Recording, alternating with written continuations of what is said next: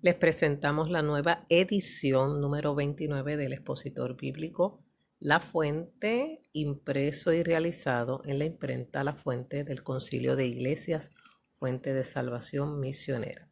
El tema de este semestre será lecciones sobre la monarquía israelita.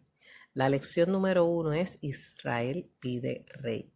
El texto central dice de la siguiente manera, 1 Samuel 8:19. Pero el pueblo no quiso oír la voz de Samuel y dijo, no, sino que habrá rey sobre nosotros. El pensamiento central dice, cuando decidimos rechazar la voluntad divina y dejamos de escuchar la voz de Dios, lo que experimentaremos será un fracaso seguro. Los objetivos de la lección son los siguientes. Comprenderá la importancia de seguir y obedecer la voz de Dios.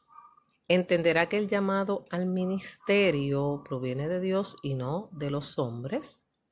Reflexionará sobre la importancia que tienen que tener los líderes nombrados en el pueblo de Dios, que sean verdaderamente escogidos por Él. El bosquejo de la lección es el siguiente. Primera parte. Contraste entre la voluntad de Dios y la humana, 1 Samuel 8:1-3. La queja del pueblo y la actitud de Samuel, 1 Samuel 8:4-6. La rebeldía del pueblo y su obstinación, 1 Samuel 8:19-21, y la respuesta divina ante la situación, 1 Samuel 8:22. La Biblia nos habla claramente de la importancia que tiene ser dirigidos por la voluntad de Dios. La Biblia es nuestro libro por excelencia y el que nos dicta las normas de vida que debemos tener como creyentes.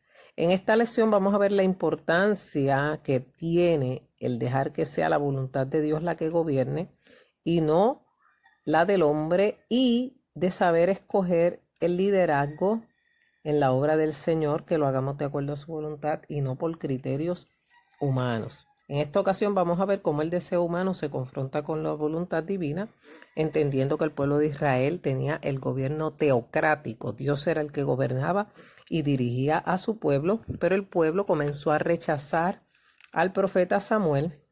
Le piden que consulte a Jehová para que éste les indique cuáles serán los pasos a seguir ante la reclamación del pueblo, que querían un rey como las demás naciones. Una de las cosas que los líderes han olvidado en el día de hoy es que antes de hacer la voluntad de los hombres es más importante hacer la voluntad de Dios. La primera parte de esta lección es contraste entre la voluntad de Dios versus la humana, 1 Samuel 8, versos del 1-3. Aconteció que, habiendo Samuel envejecido, puso a sus hijos por jueces sobre Israel. El nombre de su hijo primogénito fue Joel, y el nombre del segundo Abías, y eran jueces en Berseba. Pero no anduvieron los hijos por los caminos de su padre. Antes se volvieron tras la avaricia, dejándose sobornar y pervirtiendo el derecho. Dios les bendiga a todos. En esta lección estamos viendo un momento que es bien conocido por aquellos que estudiamos la palabra del Señor, cuando el pueblo de Israel pide a Samuel, al profeta Samuel, que les permita tener un rey. El profeta Samuel había sido el sumo sacerdote, el juez sobre Israel. Y dice la palabra del Señor que, habiendo Samuel envejecido, como vamos a envejecer todos, puso a sus hijos por jueces sobre Israel. ¿Cuál era el problema de hacer y tomar esta decisión? El problema principalmente era que los hijos de Samuel no tenían las mismas características de su papá. Es importante en el ministerio que entendamos que no necesariamente no es hereditario el ministerio. Otro problema que vemos en la vida de Samuel es que, a pesar de ser un gran líder, a pesar de haber sido un gran sumo sacerdote, un gran juez sobre Israel, entendemos que no tuvo esa esa verdad, esa premura, no tuvo esa diligencia de educar a sus hijos y enseñarles verdaderamente la poderosa palabra de Dios. ¿Qué sucede hoy en día? Hoy en día, usted tiene que entender que el liderazgo no es eterno. Usted tiene que entender que las personas que están en posiciones de ministerio, sean pastores, sean líderes, misioneros, evangelistas, lo que sea, hermano, misioneros, no van a durar eternamente y para siempre. Hay un momento que llega la transición en el cual esa persona dejará de actuar en su ministerio y por él tendrán que venir otras personas. ¿Qué tenemos que hacer como creyentes? Orar, pedir dirección a Dios. Cuando nosotros no le permitimos a Dios dirigirnos por medio del Espíritu Santo, esa decisión se va a lo humano, se va a la capacitación humana, que es sumamente importante también, hermano.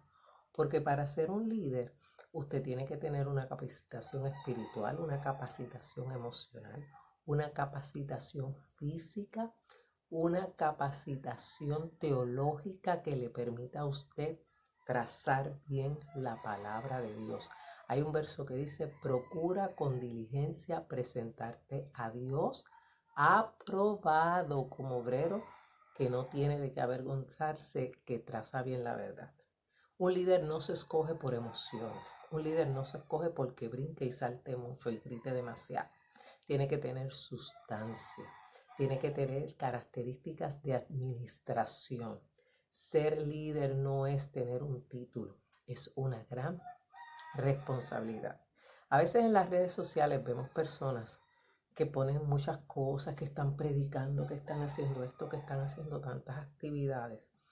Y usted los ve que se proyectan como líderes, se proyectan como ministros, se proyectan como grandes evangelistas o predicadores, se proyectan como personas que sirven bien a la obra del Señor, pero en el momento de la decisión, en el momento en que Dios los necesita para un cargo importante, en ese momento se les acabó el gozo, se les acabó la efervescencia y lo que usted ha visto es espuma, humo y todas esas cosas que proyecta mucha gente. Tú sabes que tiene muchas cosas que eso es una cosa tremenda, hermano. Pero en la sustancia no hay fundamento, no hay madurez, no hay preparación. Simplemente es una persona que emocionalmente atrae a las masas, hace mucho ruido, pero en la ejecución es que falla. Aquí el profeta Samuel, ¿verdad? Ya había envejecido como todos vamos a envejecer. El que le diga que usted se tiene que morir en el ministerio, pues la palabra de Dios no lo muestra de esa manera. Moisés, Dios se lo llevó, pero después de Moisés preparó a Josué, ¿me entiendes? Así que todo tiene que tener una transición en la vida. Y este periodo en Israel es sumamente importante. ¿Por qué? Porque determina el fin de lo que eran los jueces de Israel para entrar al periodo de los reyes de Israel. Era un periodo muy importante y decisivo para el pueblo de Israel. De la misma manera que en el principio fueron guiados por patriarcas, por líderes que Dios escogió como Moisés, como Josué, que fue un gran guerrero. Luego viene el periodo de los jueces, a los cuales se les hizo bien difícil mantener al pueblo de Dios sometido a la voluntad de él. Y luego de este periodo de los jueces es que comienza a entrar el periodo de los reyes de Israel. Aquí hay una petición del pueblo, quieren un rey, piden un rey. Ellos querían estar como las demás naciones, pero quiero leer algo muy interesante para que usted vea esto. Mire, el reino teocrático establecido en el Sinaí, ¿verdad? Donde Dios le da las leyes a Moisés y le dice cómo va a dirigir al pueblo, reino a través del cual Dios decidió bendecir a todas las otras naciones, era un gobierno administrado por mediadores, personas elegidas divinamente que hablaron y actuaron en lugar de Dios en funciones de gobierno y que fueron directamente responsables ante Dios por lo que hicieron. Estos gobernantes podían ser grandes líderes como Moisés y Josué, jueces militares o incluso reyes, pero Dios siempre es el verdadero soberano hasta el final del reino de la historia. Así que el que gobierna, el que domina siempre es Dios como divino gobernante. Así que es lo que vamos a establecer primeramente, que Dios tiene el dominio de todas las cosas. Esta petición para Samuel fue un poquito dolorosa, le parecía descabellada. Él en su lugar puso a sus hijos como jueces, a Joel y a su hijo segundo, Abías, y eran jueces en Berseba. Pero ¿cuál fue el problema en el verso 3? Que estos dos jóvenes no anduvieron por los caminos de su padre. Eran avaros, eran gente que se dejaba sobornar y pervertían el derecho. Fíjense que la función del juez en Israel era dilucidar los asuntos civiles, cotidianos e incluso espirituales del pueblo. Si usted como líder se deja sobornar por dinero para hacer lo que la gente le pide, usted no es un siervo de Dios. Si usted es un ministro que le interesa más el sueldo que lo que usted hace en la obra, usted es un asalariado. El asalariado, cuando ve que entra el lobo, deja las ovejas solas y el rebaño se destroza. El verdadero líder es aquel que está lleno de la gracia de Dios, que huye de la avaricia, que huye del soborno y que no pervierte el derecho, ¿verdad? Así que estos jóvenes no estaban haciendo la voluntad de Dios. Fíjese que nos indica que Samuel no oró para hacer esta elección. Y usted dirá, pero eran sus hijos, eran los que lo iban a suceder a él. Lo que les repito nuevamente es que Samuel no los había cualificado, no los había preparado, no les había enseñado cómo conducir al pueblo de Dios en medio de la situación de crisis en la cual ellos estaban viviendo. Miren, hay 3 puntos importantes que nos da la lección en la página número 8 de este expositor, ¿verdad? Yo tengo la guía del maestro, pero allá en su hogar, ¿verdad? Va a tener el expositor del alumno y va a tener esta información de igual manera en la página número 5. Ahí va a estar esa información, ¿verdad?, que yo les voy a dar en este momento. Hay 3 puntos bien importantes que todo creyente debe tener en cuenta, sobre todo aquellos que son líderes y ministros. Dice, hay que dedicarle tiempo a nuestros hijos. El hecho de que usted sea ministro del Evangelio, evangelista, misionero, sea un miembro bien ocupado en la obra del Señor, aleluya, no debe ser excusa ni razón para no dedicarle tiempo a sus hijos. Usted no se puede envolver tanto y tanto y tanto y ocuparse tanto y tanto y tanto que abandone su hogar, que abandone a su esposa, que abandone a sus hijos y no haga lo que tiene que hacer dentro de la casa. Fíjese que si usted es un buen líder en su hogar, usted va a ser un buen líder en la obra del Señor. Eso lo establecen las epístolas paulinas, que dice que el que no gobierne bien su casa no puede gobernar la grey de Dios. Si en su casa hay un desorden, si usted permite que sus hijos hagan lo que les dé la gana, como decimos aquí en Puerto Rico, usted está fallando en su responsabilidad como creyente. Hay creyentes que incluso son muy buenos, muy espirituales, oran, ayunan, trabajan en la obra, pero no le proyectan eso a los hijos. No les enseñan lo importante que son las disciplinas cristianas y usted no lo modela en su hogar. Amén. Es bien importante que nosotros lo modelemos a nuestros hijos en la casa, que ellos nos vean envueltos en la palabra del Señor, nos vean orando, nos vean en esa consagración al Señor, porque si no la ven en nuestro ejemplo, tampoco podemos imponerle que hagan algo que nosotros no practicamos en el hogar. No podemos descuidar la familia, ¿verdad? No podemos descuidar el hogar. Usted es casado, usted es casada. La Biblia dice que ustedes solamente se separen si van a apartarse para el Señor. Pero mientras tanto, usted tiene que cumplir sus obligaciones con su esposo y con su esposa. Yo, Aida Ortiz Rivera, personalmente no creo en esos ministerios que están prácticamente 24/7 ministrando y no descansan bien, no duermen bien, no comen bien, para luego enfermarse, descuidan su familia, descuidan su hogar y fallan. Viene el momento de la tentación, viene el momento de la prueba, viene el momento de de la dificultad y se escocotan en el ministerio, perdonando la expresión que es bien puertorriqueña, se escocotan. ¿Sabe por qué? Porque no guardó su casa, porque no guardó su familia, porque no se guardó como se debió guardar. Debe usted sacar tiempo para su familia, debe usted sacar tiempo para su hogar y que esa compañera y compañero esté envuelto en el ministerio junto a usted. Usted no puede andar por un lado y esa persona andar por el otro si es que los dos le sirven al Señor, ¿verdad? Usted debe hacer que su esposa, su esposo se involucre en su ministerio.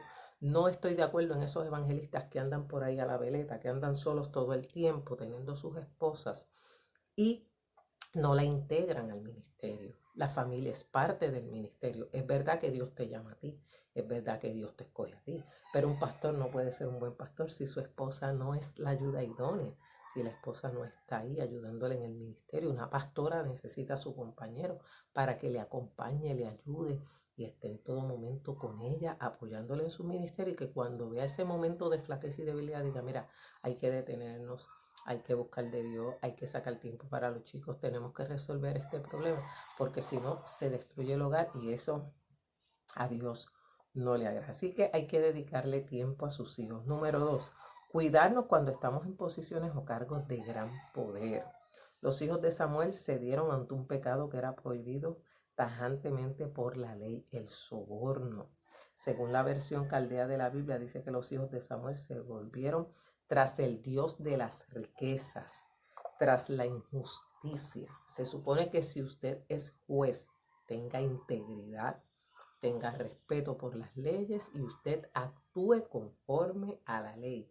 Si usted es ministro del evangelio, misionero, evangelista, líder, usted no puede dejarse llenar los oídos de canciones ni de cánticos de sirena, como yo le llamo, de tanta adulación y de tanta gloria, porque aquí toda la gloria es de Dios. Amén. Mucho ministerio por ahí, que todo el tiempo están con el yo, que quieren ellos sobresalir por encima de lo que es la presencia y la gracia de Dios. Así que mucho cuidado cómo nos dejamos influir por personas que en vez de ayudarnos en el ministerio, lo que vienen es con agendas ocultas para dañar lo que Dios quiere hacer en medio de su pueblo. Número 3, reconocer que el llamado al ministerio lo da y proviene de Dios y del Espíritu Santo. Lo vemos en pasajes como 1 Samuel 16, 1 y 3, Hechos 13 del 1 al 3, ¿verdad? Que Dios escoge a los primeros diáconos después que ellos oraron y ayunaron, escogieron a aquellos hombres, les impusieron las manos y los nombraron, ¿verdad? Como diáconos de la iglesia. Jamás podemos dejar al Espíritu Santo a un lado cuando se selecciona a alguien para el ministerio, ya que todavía Él tiene la capacidad y potestad de decir quién es apto y quién no. Primera de Timoteo 3:6, vamos a buscarlo rapidito en la palabra del Señor. Amén. Primera de Timoteo 3:6 dice, no un neófito, no sea que envaneciéndose caiga en la condenación del diablo. El que es llamado por Dios tiene que prepararse. Ay, a mí me llamó Dios, yo no necesito instituto, yo no necesito estudiar la palabra, yo no necesito que me dirijan, yo no necesito que me guíen. Usted está equivocado. La gente critica mucho los institutos y critica y habla de homilética y hermenéutica, y estoy segura que muchos de los que critican y hablan eso no saben ni tienen idea de lo que es.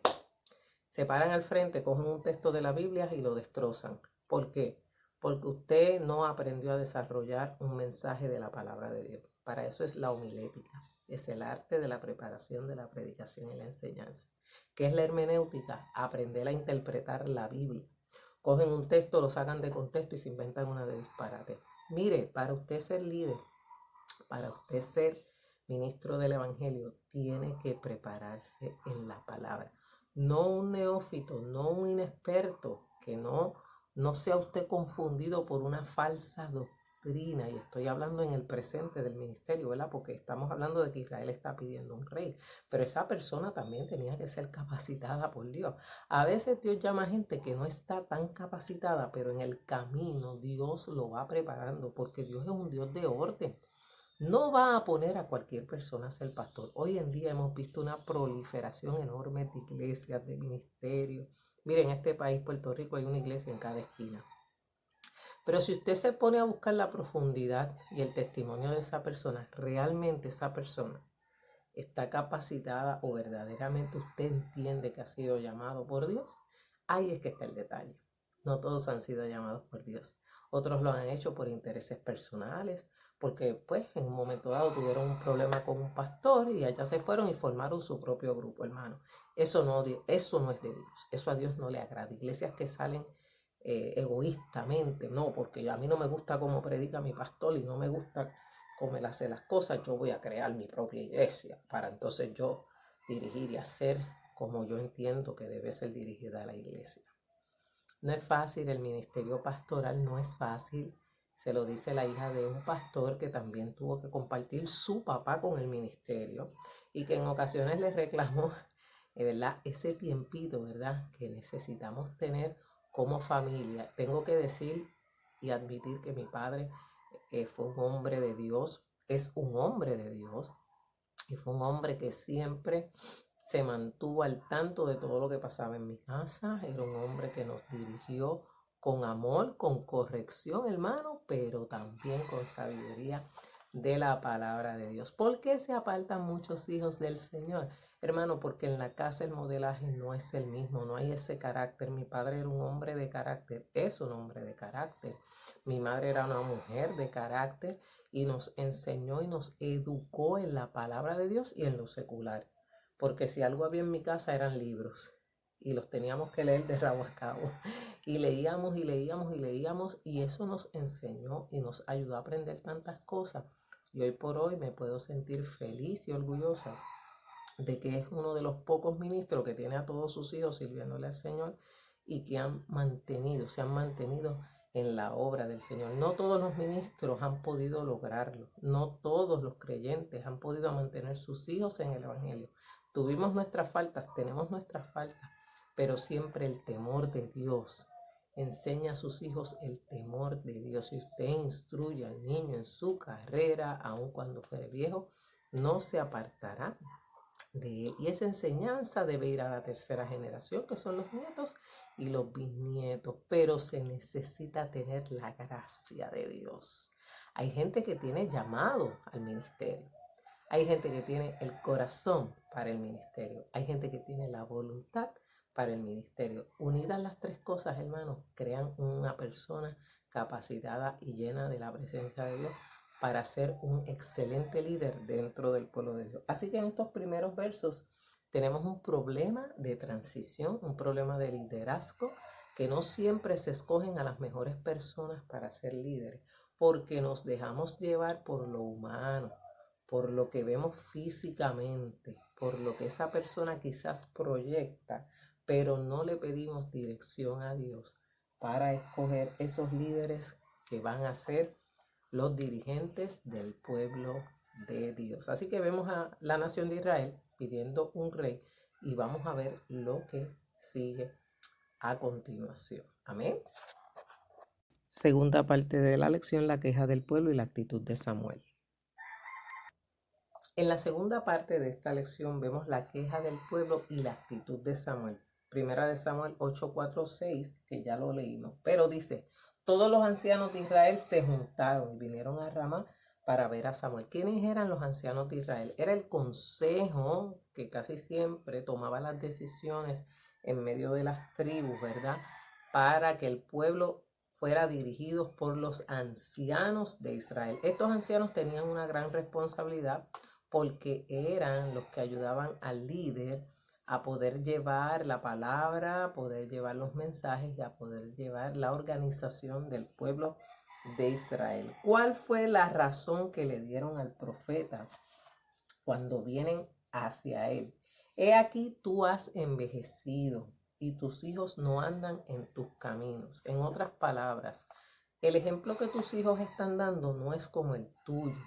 Tus hijos están haciendo cosas indebidas delante de la presencia del Señor.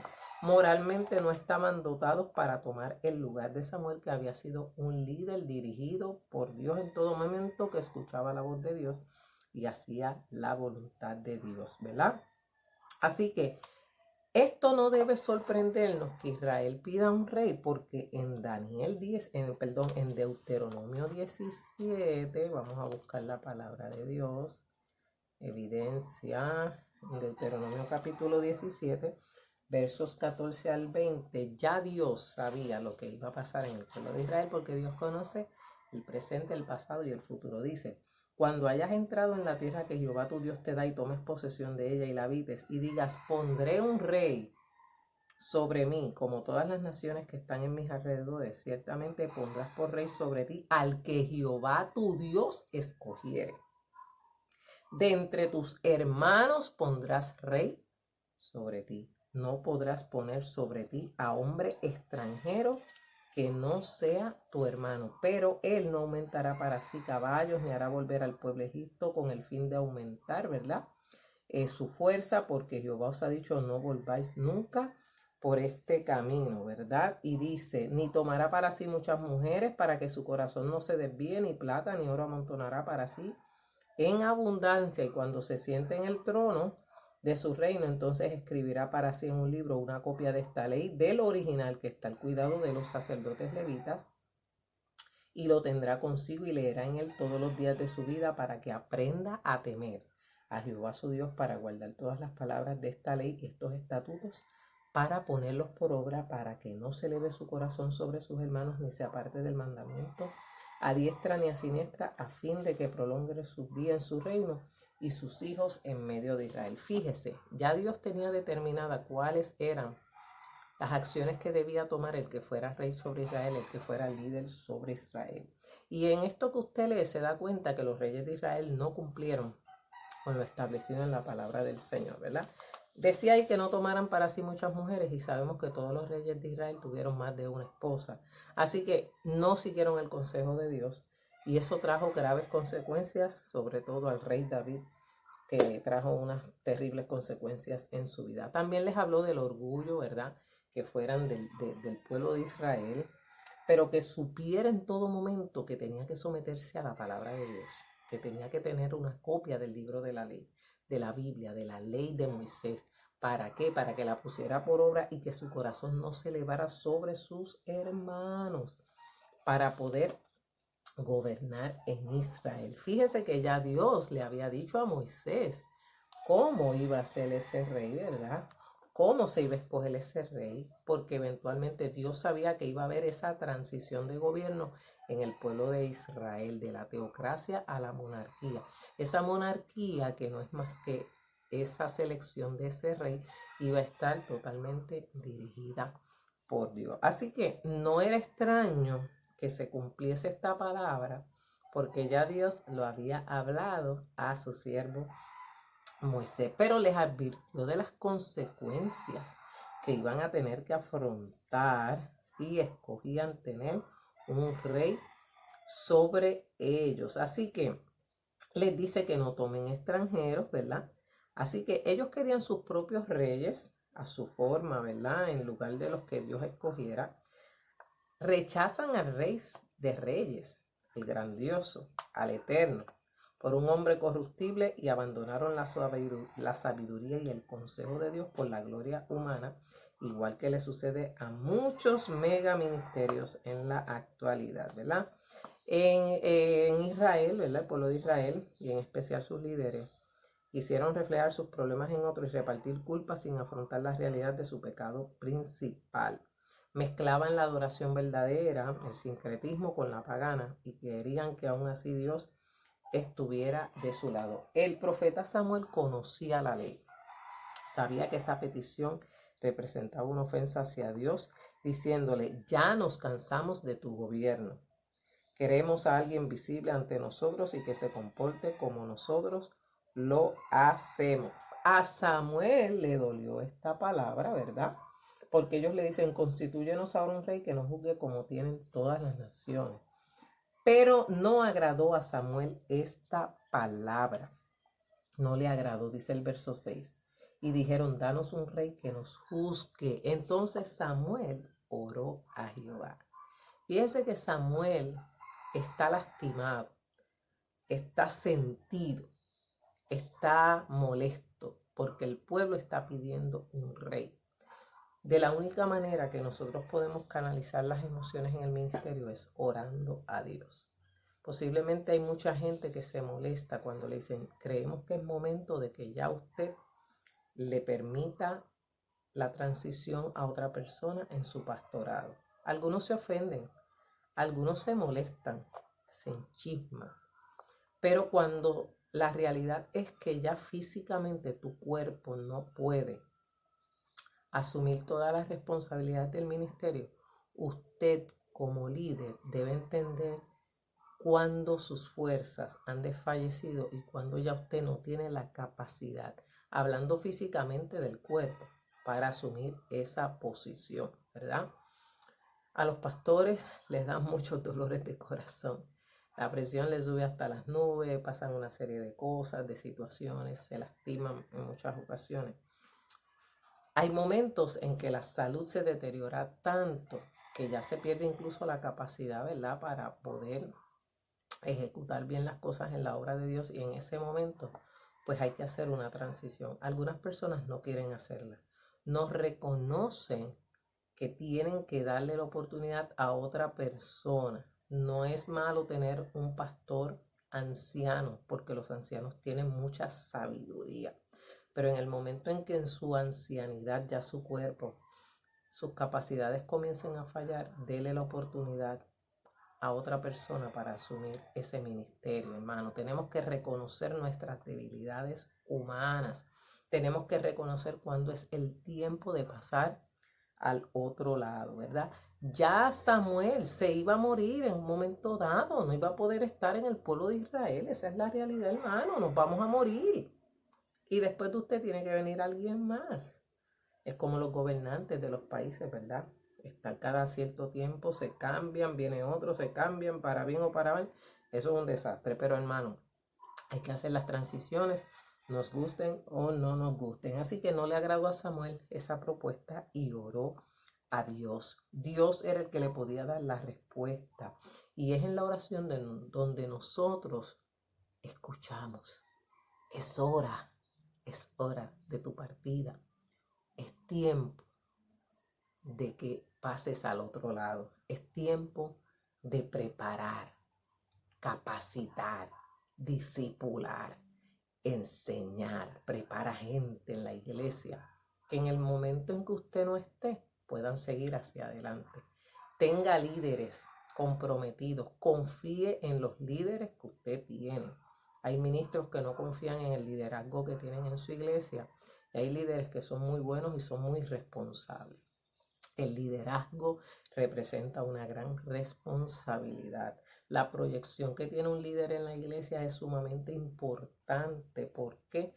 Porque gana respeto de los miembros de la iglesia, gana respeto de la congregación y de todos los que están a su alrededor, ¿verdad? Porque ese líder no solamente se proyecta en su iglesia, se proyecta en su comunidad, que es algo bien importante, que el líder se proyecte no solo en la iglesia, en su comunidad y en su familia. Así que hay que buscar en oración qué es lo que Dios realmente quiere, cuál es la voluntad de Dios para nuestras vidas. Jehová le dijo a Samuel, oye la voz del pueblo, óyelos en todo lo que te digan, porque no te han desechado a ti, sino a mí, para que no reines sobre ellos, conforme a todas las obras que han hecho desde el día que los saqué de Egipto hasta hoy, dejándome a mí sirviendo a dioses ajenos, así hacen también contigo.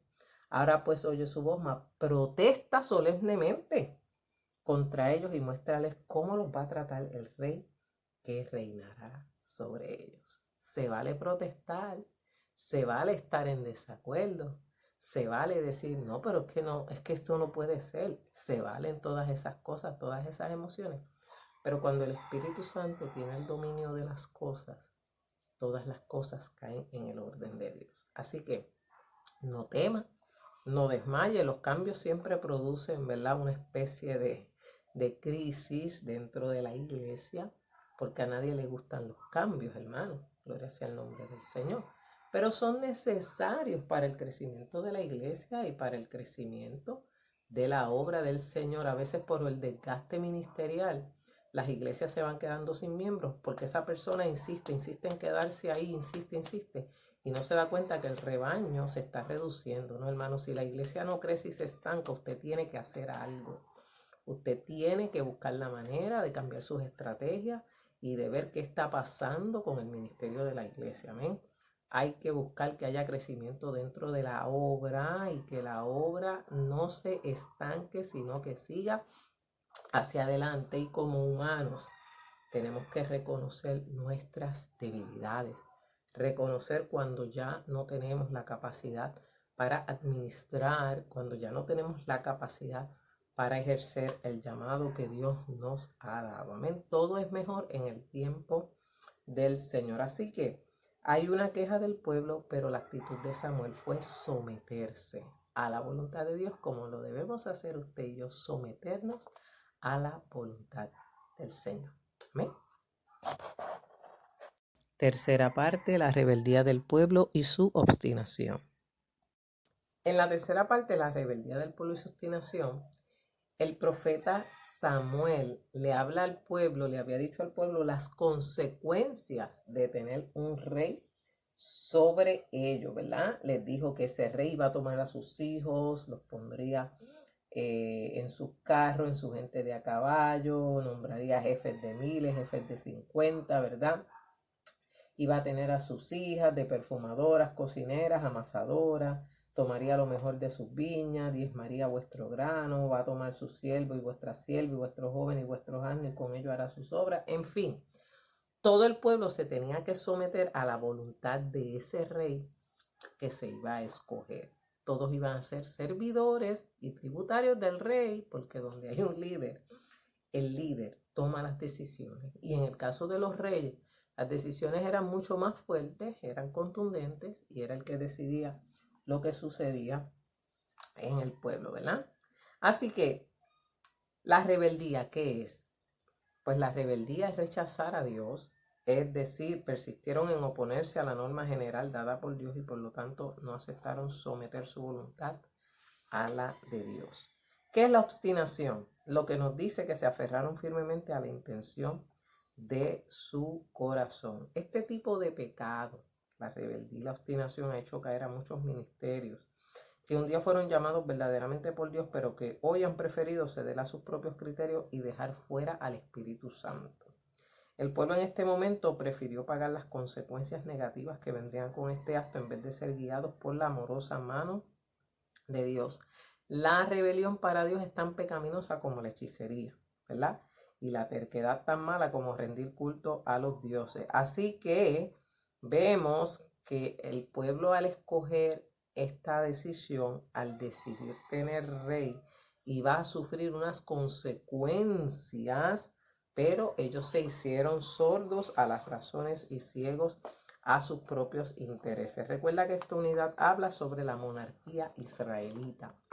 Cómo estos reyes trajeron males y bienes al pueblo de Israel, ¿verdad? Pero todo estaba escrito en el principio. Ya Dios conocía todas las cosas. Así que, a pesar de todas las cosas que Samuel le dice, todo lo negativo, todo lo malo que iba a traer, pues ellos decidieron que sí, que querían ese rey. No quiso oír la voz de Samuel. No, queremos un rey, queremos un hombre, un líder que esté sobre nosotros y nos guíe en este camino, ¿verdad? Una decisión que luego les iba a costar. Dice, nosotros seremos también como todas las naciones, y nuestro rey nos gobernará y saldrá delante de nosotros y hará nuestras guerras. Y oyó Samuel todas las palabras del pueblo y las refirió en oídos de Jehová, ¿verdad? Ellos querían ser como todas las naciones paganas tenían sus reyes, tenían sus conquistadores, tenían sus líderes, y el pueblo de Israel quería tener también un rey que fuera al frente de ellos en las batallas. Dios siempre estuvo al frente de las batallas del pueblo de Israel, ¿verdad? Incluso Moisés fue a la guerra. Moisés fue el líder de Israel y en el momento en que tuvo que defender a su pueblo fue contra Seón y God. Hay un salmo tremendo que habla sobre eso, porque para siempre es su misericordia. O sea que este líder también tenía que tener capacidad militar para poder dirigir al pueblo de Dios. Muy importante, ¿verdad? Porque ellos estaban rodeados de muchas naciones paganas a las cuales Dios no quería que se unieran. Pero hermano, cuando la gente se obstina en pecar y mezclar el mundo con la iglesia, trae consecuencias. Hoy en día, hablando del liderazgo, ¿verdad?, pastoral, hablando del liderazgo de la iglesia moderna, se han querido introducir muchas cosas modernas, muchas cosas del mundo dentro de la iglesia. Y mucha iglesia se ha apartado del Espíritu Santo, dejando que la voluntad humana sea la que domine. Mucha gente ha dejado de lado la obra de Cristo en la cruz del Calvario para atribuirse obras que no les corresponden a los hombres, sino que les corresponden a Cristo, que fue el que murió por nuestros pecados. Cristo es el que nos da la salvación. Se ha sacado el nombre de Cristo de muchos altares, se ha sacado la obra de Cristo de muchas iglesias. Ahora es lo que yo puedo hacer, ahora soy positivo, ahora voy hacia un nuevo nivel, ahora voy a escalar más montaña, ahora voy, pues mire, váyase a Toro Negro y escale aquello y tírese por aquella cosa. No, hermano, el pueblo de Dios tiene que ser dirigido por el Espíritu Santo de Dios. Cuando una iglesia se deja de predicar la palabra y lo que se traen son charlas motivacionales y lo que se convierte la iglesia en un espectáculo, en un lugar de encuentros sociales, en un lugar de conciertos todo el tiempo, ¿verdad? Y no estoy en contra de la música porque a mí me encanta la música, pero se convierte en algo de entretenimiento y la iglesia deja de ser espiritual. Hay un gran peligro que corren esas ovejas porque no están siendo alimentadas adecuadamente. Amén. La iglesia no es un lugar de entretenimiento, es un lugar donde debe estar la presencia y el Espíritu Santo de Dios revelándose en medio de su pueblo. Es un lugar donde deben haber dones del Espíritu Santo, donde se debe orar, donde se debe ayunar, donde se debe clamar a Dios. Es tiempo de volver a esa iglesia que clama delante de Dios. Es tiempo de volver a esa unción, a esa poderosa presencia, a meterse en el escondite, al estar consagrados. Hermanos, se ha perdido la consagración en el pueblo de Dios y queremos ser como el mundo. El Señor le decía a Jeremías, conviértanse ellos a ti y tú no te conviertas a ellos. Pero queremos traer las modas, queremos traer la música de afuera para la casa de Dios, queremos olvidarnos de lo santo, de lo que es sagrado delante de Dios. Entre lo santo y lo profano tenemos una mezcolanza, como decimos acá en Puerto Rico, hermano, una mezcla de cosas que a Dios no le agrada, hermano. Hay que dejar que Dios tome el dominio de la obra. Hay que dejar que sea Dios el que dirija nuestros pasos. Porque cuando nosotros humanamente usamos nuestras herramientas humanas, que son muy buenas, tenemos muchas herramientas y capacidades, pero si no están sometidas al Espíritu Santo, en vez de hacerle un bien a la iglesia, le hacemos un mal. Enseñe la palabra de Dios tal y cual está escrita. Enseña a temer a Dios por sobre encima de todas las cosas. El discurso de todo lo oído es el siguiente: teme a Dios y guarda sus mandamientos, porque ese es el todo del hombre, hermano. Lo demás viene por añadidura. Pero es importante que nosotros entendamos la gran responsabilidad que tenemos cuando estamos en posiciones de liderazgo, de dirigir a ese pueblo correctamente, haciendo la perfecta voluntad del Señor. Amén. Cuarta parte de la lección, la respuesta divina ante la situación. ¿Qué le dice Dios a Samuel en el verso 22? Y Jehová dijo a Samuel, oye su voz y pon rey sobre ellos. Entonces dijo Samuel a los varones de Israel, idos cada uno a vuestra ciudad. Ya Dios había dado el visto bueno, ¿verdad? La respuesta divina ante la situación. Dios es soberano, Dios es omnipotente, pero nunca violentará el derecho que tenemos los seres humanos de escoger lo que mejor nos parezca. Para eso está lo que se llama el libre albedrío. Usted decide lo que usted quiere seguir, ¿verdad? Esta enseñanza también la encontramos en los discursos de Moisés, Josué y Samuel al pueblo cuando ya están por culminar su ministerio, ¿verdad? Hoy se enseña que cuando venimos a Cristo perdemos el libre albedrío, lo que es un error, hermano, porque aun cuando yo he decidido a servirle, Él no va a violentar mi voluntad humana. Él va a dejar que yo decida si le quiero servir o no le quiero servir. Moisés se despidió del pueblo, dejó un cántico para que el pueblo lo repitiera.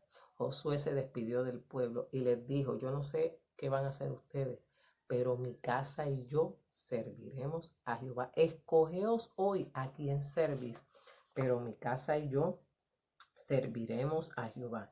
En el discurso de despedida de Samuel, Samuel repite lo mismo. Y así por consiguiente, todos los líderes van a establecer, ¿verdad?, la pauta. No te apartes de Dios, trata de mantenerte en Cristo, trata de mantenerte en el Señor, ¿verdad? No te apartes, amén. El propio pueblo de Israel decidió dejar el modelo teocrático para así entrar en un gobierno monárquico aprendido de las naciones vecinas. Dios les había dicho que ellos serían su propiedad exclusiva y un pueblo diferente a los demás, ya que serían su especial tesoro si daban oído a sus mandamientos, pero ellos escogieron lo contrario y Dios respetó su elección. Consecuencias: el hombre iba a tomar sus decisiones, el gobierno humano es totalmente diferente al gobierno de Dios. El gobierno humano es lo que establecemos como los gobiernos que tenemos actualmente. En Puerto Rico se supone que es una democracia, ¿verdad? Ese es el gobierno humano que establece 3 ramas, ¿verdad? 3 ramas.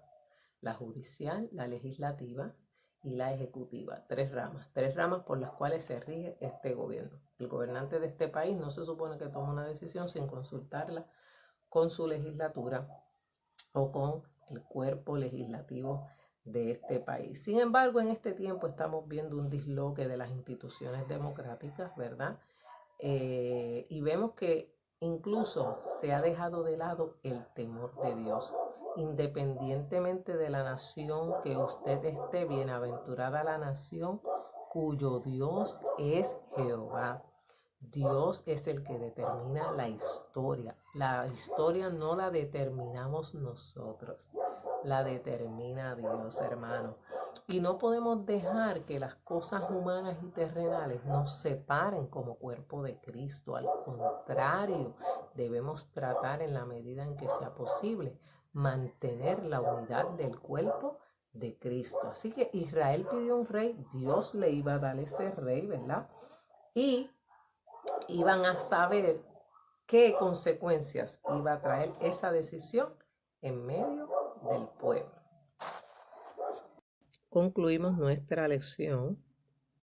En nuestra lección de hoy hemos destacado los siguientes puntos de importancia. Primero, el valor de una buena educación cristiana en el hogar para que así los nuestros tomen las decisiones correctas y honren a Dios sobre todas las cosas. Número 2, la familia nunca debe ser desplazada por el ministerio. Número 3, Dios es el que llama y escoge a quien Él quiere para el ministerio. Número 4, la importancia de llevar todos nuestros asuntos ante Dios en oración, especialmente las situaciones más difíciles. Y número 5, la importancia del libre albedrío y sus consecuencias buenas o malas. Oremos al Señor para que nos ayude a tomar decisiones correctas, a saber escoger qué líder es correcto y qué líder no es correcto. Desafortunadamente no estamos viendo ese discernimiento, esa sabiduría en nuestra sociedad actual, pero eso no nos debe desanimar como pueblo. En medio de la obra de Dios, quizá no esté el líder que usted esperaba que estuviese, pero permanezca en el Señor, séale fiel a Dios y sea obediente a la palabra de Dios.